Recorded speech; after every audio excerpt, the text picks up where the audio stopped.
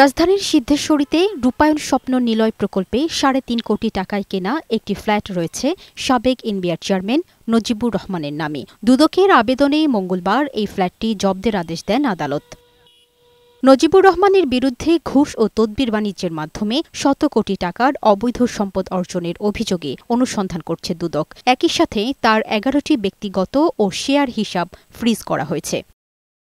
এদিন বিশিষ্ট অভিনেতা ও সাবেক সংস্কৃতিমন্ত্রী আসাদুজ্জামান নূরের বিরুদ্ধে ১৫৮ কোটি টাকার সন্দেহজনক লেনদেনের অভিযোগে মামলা করেছে দুদক। নীলফামারী ২ এর সংসদ সদস্য ছিলেন উনি এবং সাবেক সংস্কৃতি বিষয়ক মন্ত্রী ছিলেন।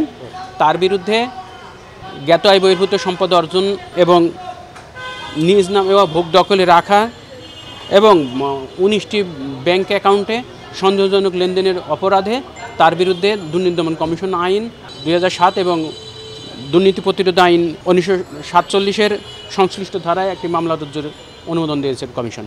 এদিকে ক্ষুদ্র ঋণের ২০০ কোটি টাকার বেশি আত্মসাতের মামলায় সাবেক সচিব এবং উদ্দীপন পরিচালনা পর্ষদের চেয়ারম্যান মিহির কান্তি মজুমদার সহ ১১ জনের দেশ ত্যাগে নিষেধাজ্ঞা দিয়েছেন আদালত।